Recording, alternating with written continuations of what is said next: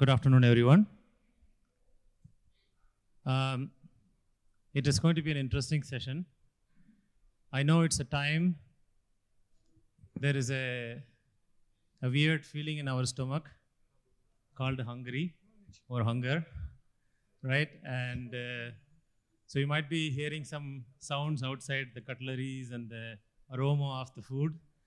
So, but there is a poet wrote 2000 years ago in the language Tamil.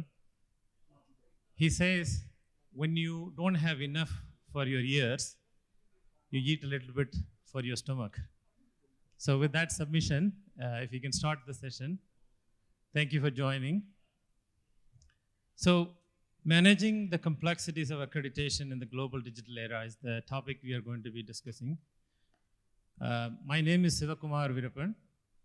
I have worked with a number of institutions and universities. We help them grow from no accreditation to great accreditation, local, international, at least in 20 different countries. With that background, I also have very distinguished guest joined me here. They bring a wealth of knowledge in the nuances of terrain where accreditations, where local accreditation, national accreditation, international, and also the qualities of institutions. Also, they are experts in strategic plans, course evaluation, and several other areas. I will introduce one by one. From my left, we have Dr. Jan Hahn, Chief Executive Officer of General Management. Dr. Hahn is a dynamic C-suite education professional with 25 years of leadership, strategy, operational expertise, specializing in tuning around the underperforming establishment, which is very interesting, scaling facilities and meeting financial targets. He is also excelling in the shaping organizations of culture, which is the most important things, building cultures in corporates and in institutions, and he innovates academic excellent programs. As a leader, as a strong mentor, he emphasizes on people management, creates environment, fostering innovation and world-class educations. Would you like to say a few things about you? Thank you very much for the kind introduction. I think enough has been said. I'm quite amazed by how you describe me. It sounds like somebody else. But it's a pleasure to be here, and thank you very much for the opportunity to share the stage with some distinguished guests, and I'm looking forward to the conversation. Thank you very much. Up next is Dr. Santosh Ray. Dr. Ray is the Director of Institutional Research and Quality Assurance at Leva College, Abu Dhabi. Dr. Ray is from India as a Professor of Faculty IT. He coordinates the development of curriculum with the department heads and professors, and making sure that administration policies are followed as per the faculty members. As the Director of Institutional Research and Quality Assurance, he oversees relicensing of the college, accreditation of new existing academic programs. Dr. Ray. Thank you for the introduction. That's all. We also have Dr. Rommel Sergio. Dr. Sergio is a professor, associate dean for the undergraduate program at Canadian University, Dubai, faculty management. He holds a postdoctoral bridge to the business management at Tulane University, Louisiana, USA. He has earned 2 terminal degrees, a PhD in management. While everyone struggles to get to 1, he has got 2. And at the University of Liverpool, and a PhD in counseling psychology. Excellent combination. Thank you for joining, Dr. Sergio. Would you like to say a few things? Most welcome.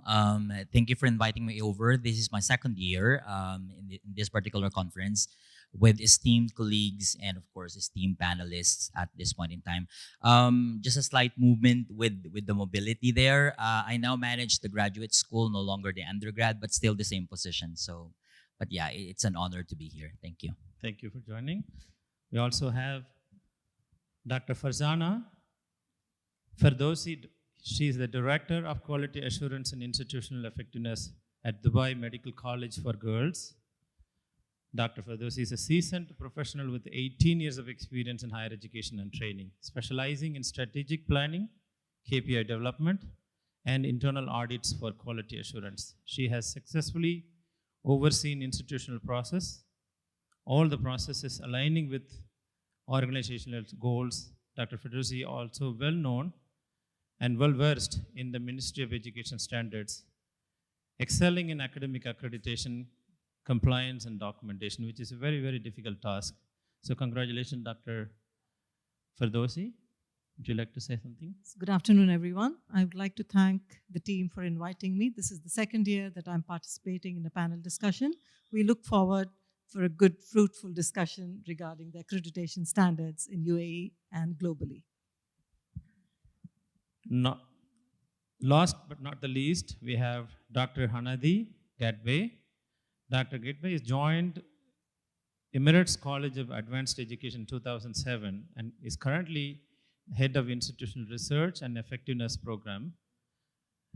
She has more than 18 years of experience in the education field and has several positions in the education sector in the United Arab Emirates since 2001.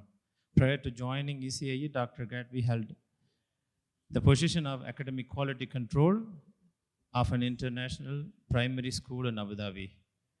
She is also a faculty member of international schools in Abu Dhabi, taught courses at primary, intermediate, and also secondary levels. Dr. Kadbey has published many international peer-reviewed journals, and her research interest includes teacher education, education reform, organizational behavior, management and leadership, and quality assurance in higher education. She has a PhD in education management and a leadership from British University, Dubai, and an MBA from United Arab University, and a Bachelor of Science from American University of Beirut. Thank you for joining, Dr. Kadbey. Thank you so much. Good afternoon, colleagues. It's an honor to be here. In the past few hours, I've learned a lot, and I hope that our discussion will provide you with some valuable insights. Thank you. Thank you. All right, so many of you know the institutional quality accreditations, outcome-based education strategic plan. They have gained a large momentum in the past 10 plus years or so, and there is enough pressure on this particular department, especially about collecting documents and collecting the right evidence and facing all the pressures from the accreditation bodies and their visits, and making sure not only the quality of the institution but also getting the higher ranking in different international forums and ranking sectors, right? So it's an enormous task. There are a number of challenges to perform. As generally we speak that if the quality has to improve, it's them. If it doesn't improve, it's them. So all responsibility falls. So we want to discuss various questions in performing these tasks effectively. As institutions, we have a larger focus of strategic plans, and then we divide them into multiple objectives and themes and KPIs, and making sure all the different departments and the different employees of the institution follow through, right? So I like to start off with a few questions, and I know I'm aware of the time as well. So we'll start with Dr. Roy. First questions to you. I'd like to ask, how do the strategic objectives influence in setting up the accreditation goals or the vice versa? What an interesting question to start with. But before giving the answer, I'll give you just a little bit of background. I am from the Liva College, and those who don't know, this Liva College was formed in 2023 from the merger of two colleges, Khwarizmi International College and Liva College of Technology. So I was president of Khwarizmi International College, and during the merger, I was deeply involved in forming the strategy. So, and now I'm director of quality assurance and institutional research. So now I find that very good correlation between the strategy and accreditation part. Really, they are very, very correlated. There are very high association between them. So while forming because I was deeply involved in forming the strategy, so any college, the life of a college or journey starts with the strategy, formation of a strategy. And everyone knows that it starts with the formation, writing correct vision and mission. Okay. So my answer will be based on some examples that how it is this strategy related to the accreditation. So I will take some example from the vision. So as I said that we are starting with the vision and mission. So for example, in my college, I am quickly opening that mission and vision. So some keywords. For example, our vision starts that to be internationally recognized institutions. So internationally recognized, how we are going to internationally recognize? That is part of our strategy, right? So how we are going to do that? It means that you should be recognized by the international accrediting body, right? So with this, our strategy is translating into accreditation goal. So you see that how that strategy is directing that our accreditation objectives and all. Second keywords, I can see that, for example, we are writing there, we have extensive industry connection. That is part of our mission. Now, again, that will in fact impact our accreditation, because when the accreditation bodies will come, they will ask us that is part of your strategy. So they, even it is not directly mentioned in even their accreditation standards, but they will take it as our accreditation goal, because it is we are guiding this one. So you see that how it is when you are preparing the strategy, you cannot prepare it in the silo. It cannot prepare in the alone. You have to think about that accreditation part also. When you're preparing the strategy, you have to answer it at the later stage when the accreditation bodies will come. Similarly, so that is the one way, how the strategy is impacting your accreditation. Now coming opposite way, accreditation. So there are standard accreditation. For example, in the UAE, we have CS standards and all. So CS standards they ask us to take very good, they have very clearly defined some standards for the student support, curriculum and all. So accordingly, that accreditation standards, we are inculcating into our strategy. It is saying that exceptional support services. Similarly, whether you are teaching institution or research institutions, CS standard says that you must have certain guidelines, some publication for the research. So that is again, we are putting into our vision that applied research. So you see that our strategy is guiding the accreditation, our objectives, and accreditation standards are guiding our strategy. Okay. So in this way, they are really, really very, very closely connected. You cannot be alone. So that's why I told that this is a very good question to start with.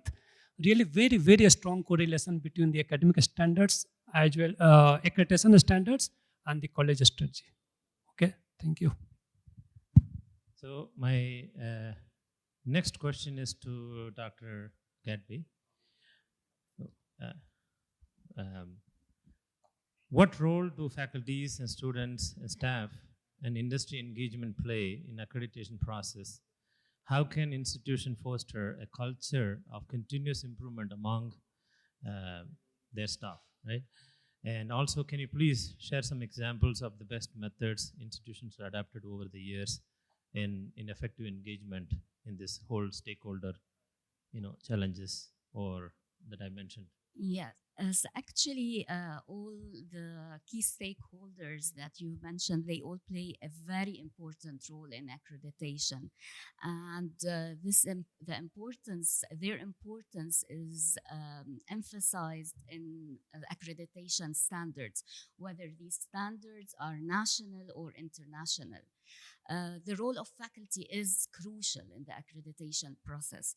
They are those who design programs, deliver programs, assess the outcomes, the students' outcomes. If students have achieved those outcomes, they evaluate the program as a whole. So this design of programs, this delivery, this assessment, and this evaluation, definitely would not be in compliance with the standards if those faculty are not heavily engaged in the knowledge of the standards. And if we look at the scope of the faculty role in any accreditation standards, we see that it is really wide, and involving them and engaging them is essential for the success of any accreditation. This is one of the stakeholders, and we should not forget definitely the core of any higher education institution, and the core are students, and the role of the students is becoming more and more important, with the emphasis again of accreditation standards on the student's voice. Now, all higher education institutions should have student representatives on committees, not only operational committees, no, but also on strategic committees. So this is one way of engaging students in accreditation. Another way is collecting their feedback through our routine feedback cycles. So faculty are very important, students are important. Faculty cannot, and students cannot continue with their processes without staff, and specifically a professional staff. I can give an example of professional staff who are vital to all of us now in higher education institutions, and they are the information technology and the educational technologists, because without them we will not be able to face and overcome the challenges that is brought about by the ever-evolving technology.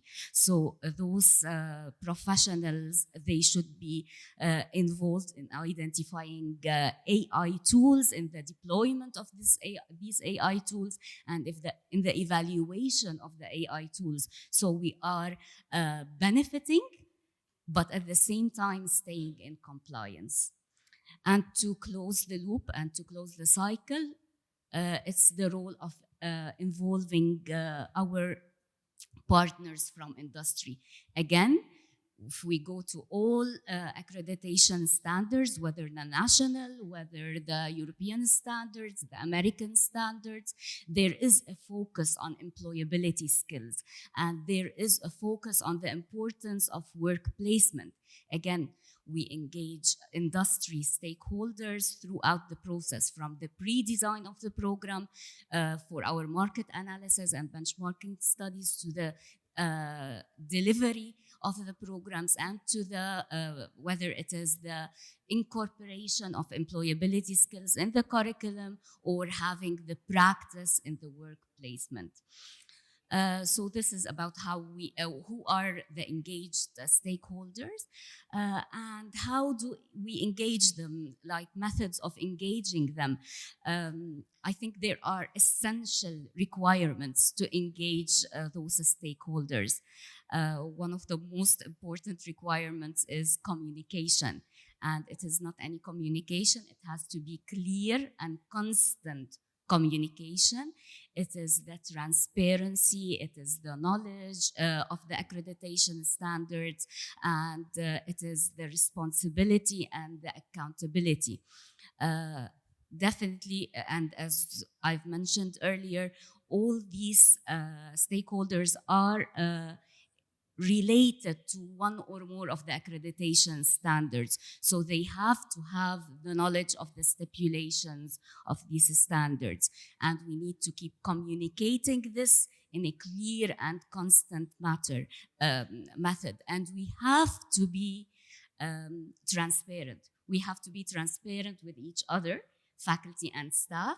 We have to be transparent with the accreditation bodies, because for this engagement to be successful, we need to look at accreditation as an opportunity for improvement rather than an inspection with a checklist and penalties after that.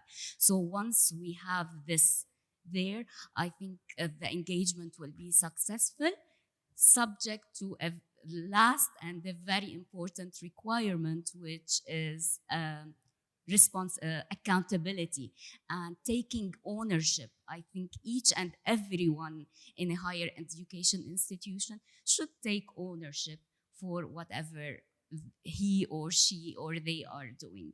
And if we have this effective engagement strategy, I think continuous improvement will be a success. And again, continuous improvement is the ultimate goal of any higher education institution. But I think it is easier to say it than to do it. But when every member of the institution takes ownership, I believe that this will happen, and it will not just be continuous improvement or quality assurance framework on paper. Thank you. Thank you. I think I agree with you certainly on any accreditation opportunity is a self-improvement test, right? So most of you are faculties trying to motivate students to go through the exams. And we always tell them that, listen, this exam is not about passing the exam. It's about learning something new, right? So even if you draw a similar analogy for the accreditation, an institution is facing an exam, and to just see how well we have done in the past and what else can we do to improve, then that's kind of forcing us to do the continuous improvement. While we are, Dr. Han, I have a question for you in this area. Continuous improvement in different cycles of the accreditation. What obstacles have you seen? What kind of strategies that you have done that kind of helps us move forward with those things?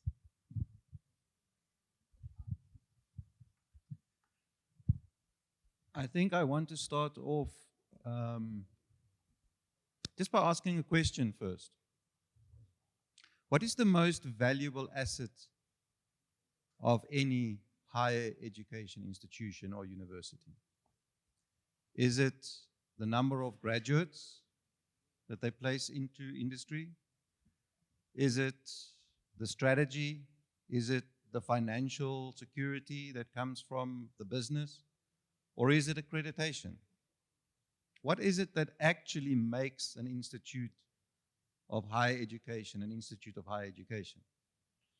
And if we're 100% honest about it, nothing can be more important than the accreditation that you carry. Without that, you are nothing. You mean nothing. You do nothing. The main obstacle that I've experienced in my career with regards to this issue is the lack of understanding of the different role players of what accreditation actually means and what it is, and what needs to be done to be able to achieve it. It happens so easily that people work in silos, in different departments. It happens so easily that the different management levels within the institute has different objectives, whether it is strategic objectives. Any strategic objective is only as effective as how clearly it had been articulated to the people who need to achieve it. If people don't know what it is that they need to do, your chances of achieving that objective is very slim. And it's as previously mentioned, this joint focus that we have on strategic objectives and accreditation, and making sure that we achieve both of them.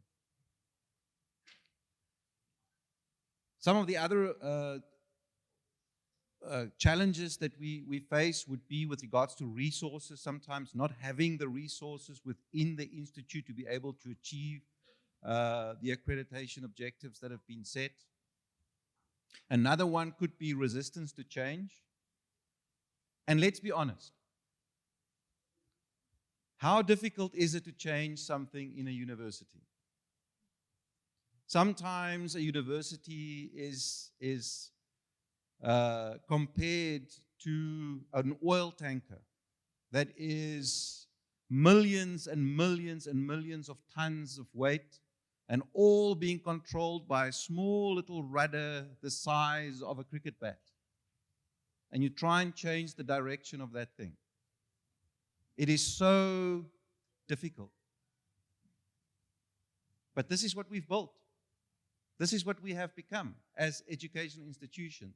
A huge monstrosity that find it so difficult to adapt to the changing environment of the modern environment, where every single day you cannot go one day without talking about virtual reality, artificial intelligence, the impact of artificial intelligence. You can go nowhere today without this conversation becoming first and foremost. Yet, some of our universities are still battling how to change policies and accreditation standards that were set 50 years ago. The other one would be with regards to how do you implement strategies and innovation within an institute like this. I'm of the opinion that it all becomes possible when there is clear lines of communication and clarity with regards to what are the objectives that need to be achieved. Many times, the accreditation audits that are done in all of our institutes is a tick box and checking of evidence. That's what it is, right? You collect evidence so that when somebody comes and asks you, have you done this? You can show the evidence that you've done it. If you go and ask your faculty whether they know what the evidence is that they need to produce, or whether the students know what evidence they need to produce, or whether the administration personnel know and staff know what the evidence is that they need to produce, and where those evidence are actually stored and where they are being collated, I will venture that a high percentage of people don't even know. And sometimes it is as simple as just making sure that these lines of communication with regards to what it is that needs to be done, who's going to be responsible for it, what is the evidence that needs to be collected, where will it be stored, and how will we present it. Once you have that, the ship is easy to turn, in my opinion. Thank you, Dr. Hahn. We talked about very clear objectives and clarity to the different levels of people. With that line, we can ask a question to Dr. Sergio, that how do institutions, stay aligned with the strategic objectives and visions that we have, yet manage the demands from the accreditations as well, right? Because there are, like, you have pressures from the governance, and you have pressures from your internal improvement of the quality, and you also have a strategic objectives to meet. So how to balance them, how to stay in line with that? Thank you. That's really quite a tough question, and you can address that by 101 ways. It depends on where you're coming from, and I agree with the so many interconnected answers prior to this question.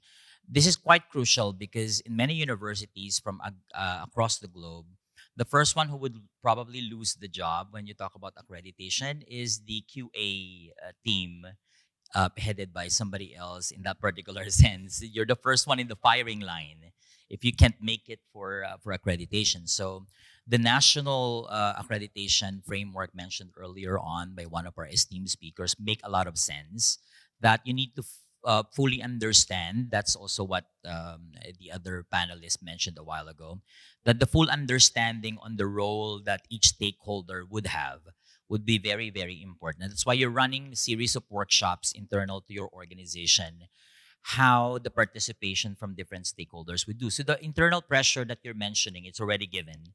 There's really pressure. We don't want to sugarcoat that it's a well-off job. It's something that is sophisticated. But on the side, there's always a pressure because obviously you're talking about saving the face of your organization. Internal, nationally, when you talk about Ministry of Education here in the UAE, for example, it's always tough, and it's always very time-consuming, and it's data-driven. It's evidence-based management in a sense. So that makes it a lot difficult, and that makes it a lot stressful for many organizations to cope. International accreditations, that's basically from the external. This is another very good question from the moderator. For example, I can only speak on behalf of School of Business, for example, wherein you can find AACSB, the triple crown thing we're referring to, AMBA and EQUIS, for example. They do have similarities, but if you will take a look at the prime, for example, the Advanced Association and Collegiate Schools for Business, AACSB, for example, the innovation, there's this, the very heart of your accreditation would be more on innovation. You have your engagement, that's one, and the impact. Impact is always the outcome. And if you would have a direct connectedness with what the Ministry of Education here is looking for, that's the impact. What are the outcomes? So employability has been mentioned a while ago. Where your students are in after they have graduated, stuff like this. What's the satisfaction of your internal, stakeholders, maybe the partners that you have?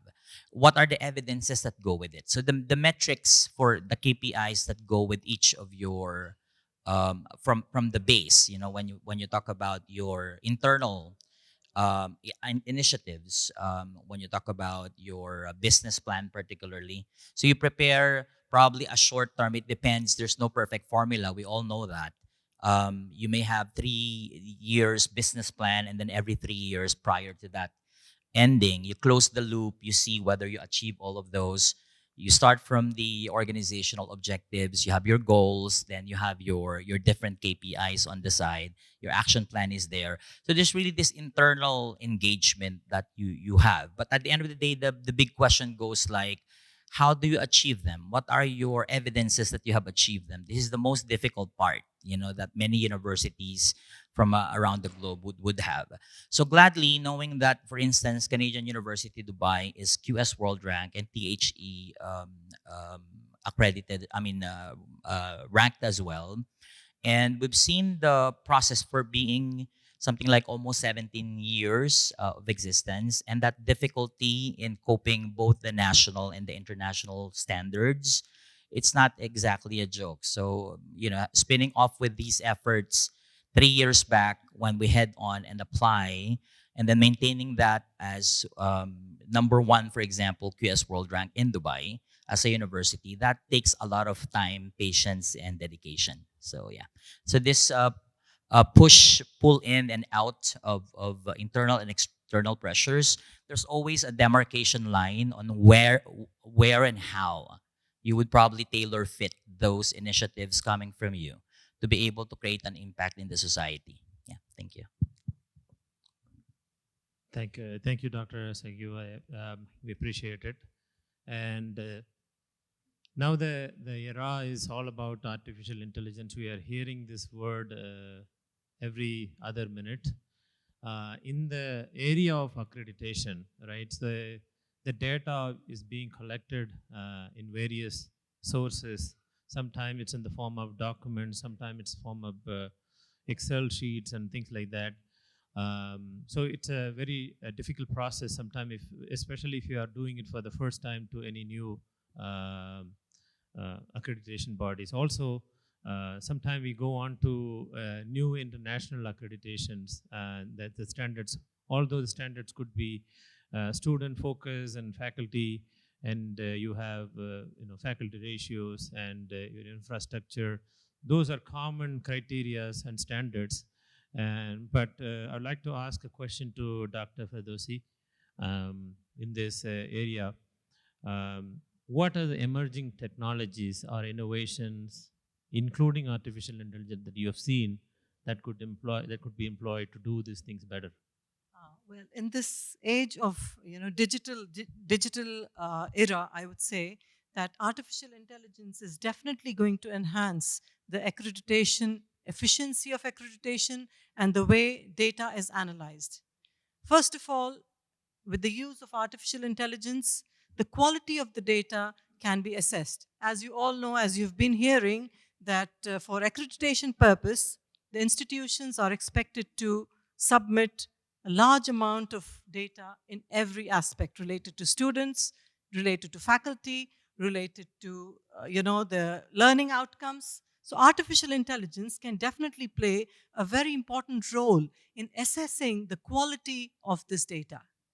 Secondly, artificial intelligence can be used to drive results based on data analysis that it provides by the use of prompts, by the use of different kinds of algorithms that it uses to analyze the data. Then, of course, artificial intelligence can also be used for predictive analysis. With the use of algorithm, when it senses that you have areas which require extra, I would say, additional requirements, extra requirements, they can be identified, and the institutions can try to work on it to produce better data, to provide better data to the institutions and to the accreditation agencies. Then secondly, artificial intelligence can also be used for benchmarking. For accreditation purposes, benchmarking plays a very important role, not only for the national colleges and universities, but also for the international universities and organizations. So with the use of AI, benchmarking studies can be done, and this can be useful for all the institutions, nationally and internationally, which would help to increase their performance, to enhance their performance and produce better results so that the accreditation standards are met as per the requirements of national and international agencies. Thank you so much. And I'd like to see if there are any questions from the audience. We are into the last 5 minutes. Okay. So let's summarize. This is good. I think everybody's ready for their next session. So I think we heard a lot. To summarize, I think strategic plans that has clear objectives, clear KPIs for individuals, and a clear communication. And we have checkpoints, evidence is collected properly. And then we also use large language models such as, for the purpose of, we can talk about, say, course evaluation that there's, we collect feedback from the students. We've been doing a lot of work on this area where all the answers, sometimes, when you collect feedback from the students, the response rates can be poor, right? So we employ some voice control so students can go and talk on a device or something, a tablet that is sitting there, and they can go talk whatever they want to talk. This lecture was great. Dr. Ray did a good job, but Dr. Han wasn't that clear. There could be any feedback, right? So we can talk and those things and allow them to talk, and it gets loaded into the large language models, and that can be signaled properly, and we can derive all the outcomes, compare previous year, this year, compare departments, their performance, and then those inputs can be brought into when we are trying to plan the next strategic plans, because whenever we're doing a strategic plan, the input comes to us from the internal stakeholders, number one, student, number two, our staff and faculty, and then we also see the local compliances that comes into your strategic plan as an input as well. And then we are seeing the market trends for creating programs. So we keep at least 4 things in mind, which is what is our product and services, which is our courses and programs that are very skillful, market ready, market trendy. And then number 2 is your stakeholders, like your customers, students. And then you make sure your people part of the objective, that is the people becomes the third, and then revenue is the fourth. So at least if you take care of all those 4 aspects in the strategic plans and communicate properly, and I think we are witnessing something outstanding. Things are changing in the higher education. Our artificial intelligence, such as large language models, are really, really put into work. Like Dr. Firdousi was saying, that we could predict. We used to collect a lot of publicly available data of all the institutions, their different areas and criteria, achievements of their different sections. And then we used to compare which section that institution can improve and predict their rankings, predict their outcomes and things like that. So Things are very interesting, and I'd like to thank all the esteemed panelists for joining us today and sharing their valuable input. And we're also very grateful to Elet for letting us be the part of the panel and patiently listening to us. We owe a lot of thanks to you all as well. Thank you. Until next time, talk to you all soon.